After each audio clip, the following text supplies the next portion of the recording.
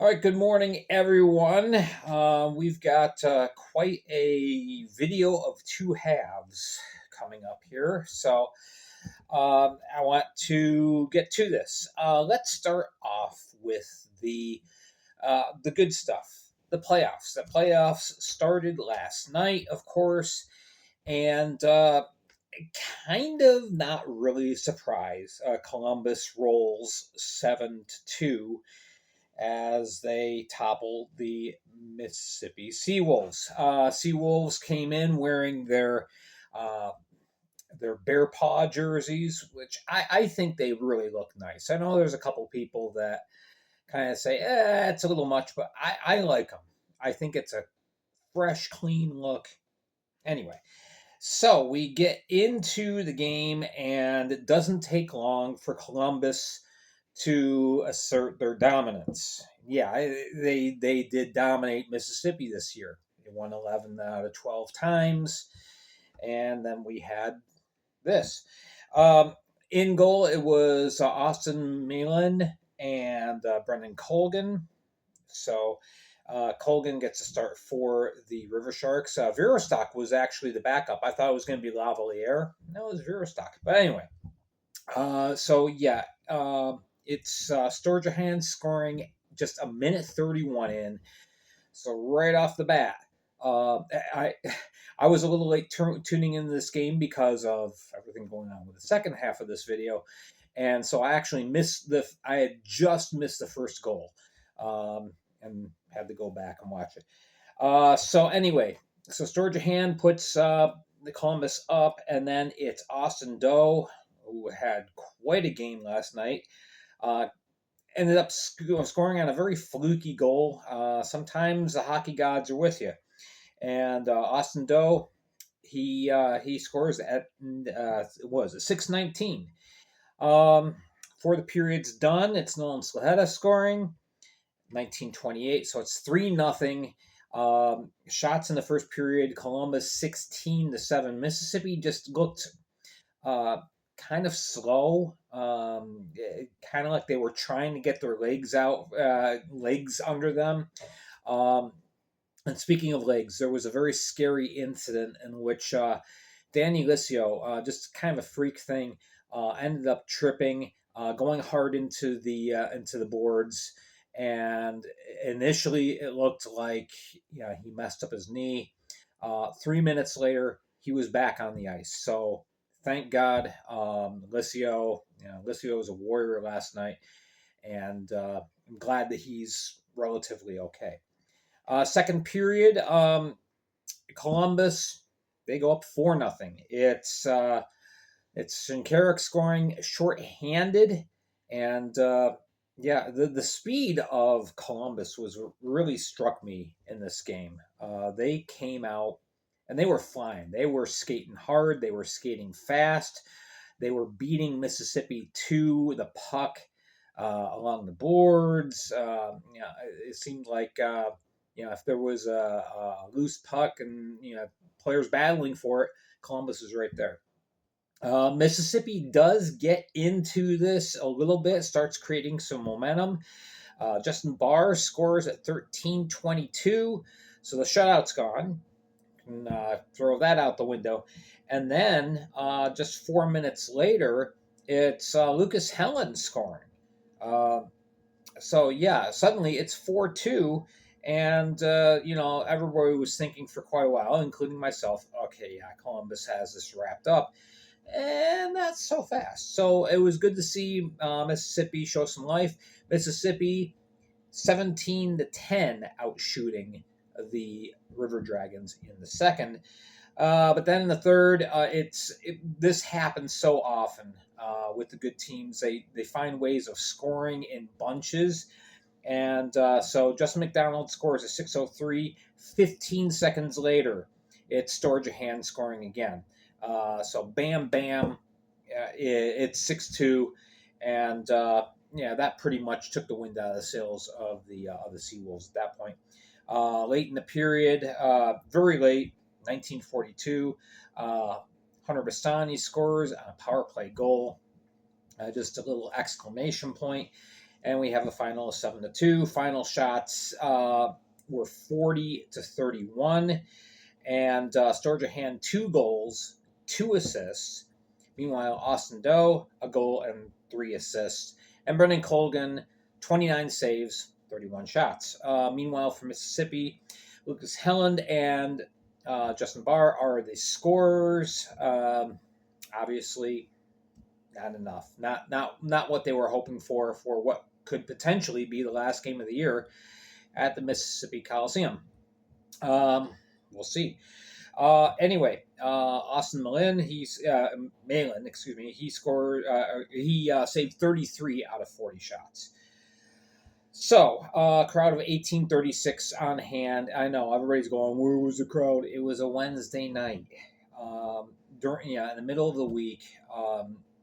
Unfortunately, this is why the league does their best to try and have games on Friday, Saturday, Sunday during the playoffs, because it's very difficult to get fans in during the week. It just is. But ice availability being what it was, this was the day that Mississippi had to play. So anyway, yes, Columbus goes up 1-0. They can sweep the series with a win in Columbus on Friday night. Now, like I said, I missed the first minute and a half of this game due to everything going on with this. Yes, the elephant in the room, it appears that the Elmira River Sharks are coming to an end. And before I get into this, I just want to say to people involved with teams and with the league who want to make us think about this, I don't report stuff unless I have a high level of certainty that what I'm reporting is correct, especially in a matter like this. I don't want to give news like this. All right. So if you're upset and saying that I'm just listening to random fans spouting nonsense, maybe the communication issue is on your side. Anyway, so that, yeah, here we are. And, what a year in hockey it's been. We have the situation with the Arizona Coyotes. We had the Newfoundland Growlers and the ECHL folding. We've got this situation. Just not even 16 months ago, we had the whole situation with the Vermilion County Bobcats. So we're seeing this on every level of hockey, that there is instability and change from time to time. Doesn't mean that the league is falling apart or the game is falling apart or anything like that. It's unfortunately, in the end, it's all about money and the people's perception of said money. So what happened? Here's the timeline, kind of in brief. All right, we go back to a little over a month ago, and there was a press conference at First Arena in Elmira. Mark Margison, the chair of the Chemung County Industrial Development Agency, had an address talking about everything going on with the arena and bringing stuff in, bringing in events. And the question came up from a reporter, all right, is there going to be hockey here next year? And these are the exact words by Mark Margison. He said, yes, we will have hockey at First Arena next year. Those were his exact words. He did not say the River Sharks will be back. He did not say what level of hockey or what league or anything like that.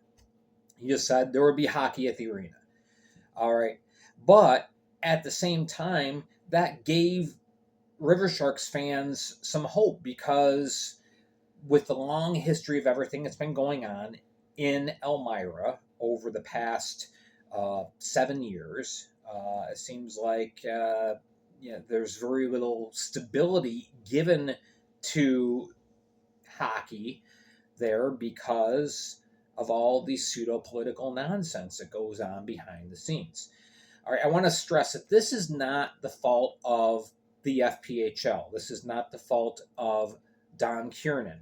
This is not the fault of the Elmira River Sharks. All right, this was the CCIDA.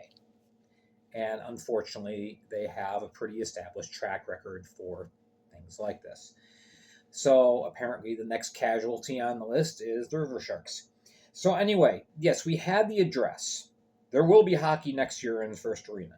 A couple days later, there was a follow-up interview where a reporter from WENY asked Margison specifically, how are things going with the River Sharks? And Margison kind of gave a very vague, we're looking at a situation that is mutually beneficial to both parties. The problem is that Kiernan and the league were making offers to the CCIDA. All right. The CCIDA basically, figuratively speaking, but not so figuratively, Kiernan's calling the IDA. Hey, I'd like to make a deal. CCIDA never picked up the phone. That's the problem. That's what happened. All right. So in the meantime, it appears that there were some secret backroom negotiations going on. All right. So the next thing that happens in the timeline is, no responses from the league. Elmira is fighting for a playoff spot, and they lose out on the last day. In a strange turn of events, they needed 1 point to get into the playoffs, and it didn't work out. So Elmira is done for the year. Watertown gains the final playoff spot, and so that was that. So we didn't hear anything until everything escalated yesterday. And the first thing that happened was this transaction post from the FPHL, and noting that the Baton Rouge Zydeco had sent their second pick in a future player draft to Blue Ridge to complete a trade earlier this season for Matthias Tellstrom. All right. There's only 2 drafts that happen in the FPHL. An expansion draft in which a new team, the Athens, whatever they are, pick players from other teams in the league and formulate the basis of their team. Then there is a dispersal draft, which means somebody's out. So obviously Baton Rouge is an established team. Blue Ridge is an established team, so it is not an expansion draft, leaving it being a dispersal draft. So the league knew this was coming, and they were preparing for it. All right. Obviously, Kiernan got the idea. The CCIDA is not taking my calls. I can't negotiate a deal when the CCIDA doesn't talk to me. So, started making plans. The next thing that comes out is news on from the junior hockey circuit that the NAHL is expanding to Elmira. So it appears that the CCIDA made a deal with the NAHL, didn't tell the FPHL that they were talking to the NAHL, didn't negotiate, didn't extend good faith to the league. And so here we are. It's terrible when pseudo-political organizations get involved in the operation of hockey markets. I know I'm going to go over a little bit over 15 minutes, but I want to finish a thought here because this was an important question. A lot of Elmira fans asked, not directly to me, but they just put it out there on social media, and it's a great question. It's a valid question. Why does this kind of thing happen so much in minor pro sports? And unfortunately, there's just not a set answer. Oh, it's because, bam. There are a lot of things in play here. Yeah, miscommunication, misunderstandings, money, uh, changing economy. Sometimes ownership is the problem, like it was with the Newfoundland Growlers. A lack of fans. Maybe that played a little bit of a part in the Elmira saga, but ultimately, this was the CCIDA's decision, and apparently it was solely their decision. So, my sincere condolences to River Sharks fans. Uh, this is just unfortunate. It's really unfortunate, and it's really ugly. And I'm sorry for you guys. We had this last year with Delaware. Now we have it in Elmira. So, anyway, and I'm not going to say anything else, but we might not be done. As far as the league is concerned, um, I reported a few days ago on Facebook that we could have as many as 14 teams next year or as few as 10. There are other fluid situations going on. So we'll see how things develop. Again, this is not the news I want to bring. I don't enjoy reporting something like this. It's never good when a community loses out on professional sports. So, anyway, there you go. All right, we'll keep you up to date as more facts come out and public will let you know.